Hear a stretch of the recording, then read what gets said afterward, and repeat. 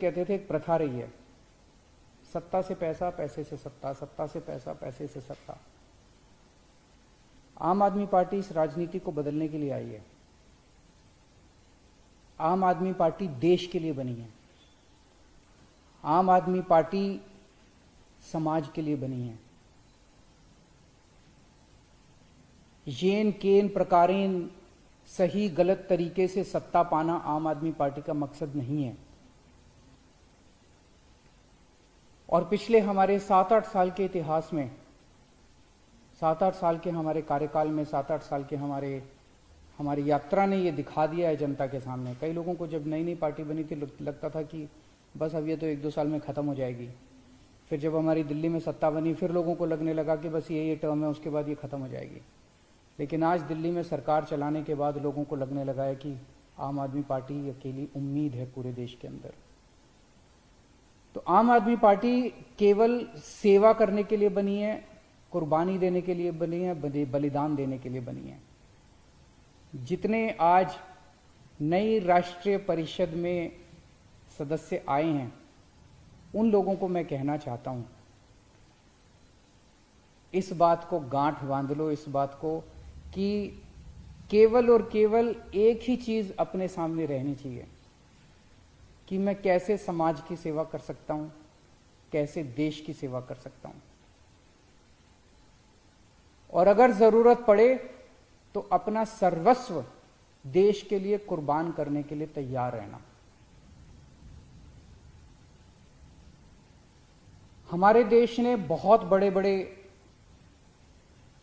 इतिहास में बहुत बड़े बड़े हमारे नेता हुए, हमारे आइडियल्स हैं, बहुत सारे स्वतंत्रता सेनानी हैं जिनकी तरफ हम बड़े मान सम्मान से देखते हैं। लेकिन मैं खासकर शहीद आजम भगत सिंह और बाबा साहब अम्बेडकर का नाम लेना चाहूंगा। आम आदमी पार्टी के ये दोनों परम आदर्श हैं और इन्हीं के बताए हुए रास्ते पे आम आदमी पार्टी चलेगी। एक तरफ शहीद आजम भगत सिंह हैं जिन्होंने इतनी छोटी सी उम्र में सुप्रीम कुर्बानी दी। आज 23 साल की उम्र के अंदर बच्चा ये सोच रहा होता है कि मुझे लाख रुपए की नौकरी चाहिए कि 1.5 लाख की चाहिए कि 2 लाख की नौकरी चाहिए। 23 साल की उम्र में बच्चा ये सोच रहा होता है कि मुझे एक सुंदर सी लड़की मिल जाए तो मैं शादी कर लूं। उस व्यक्ति ने न शादी की सोची, न करियर की सोची, और उसने देश के लिए सुप्रीम कुर्बानी दी। भगत सिंह हमारे आदर्श हैं। भगत सिंह भी अगर ये सोच लेते कि देश आजाद होगा तो मेरे को ये पद मिले, मेरे को वो पद मिले, मैं ये बन जाऊं, मैं वो बन जाऊं, तो अपने देश को आजादी मिलने वाली नहीं थी।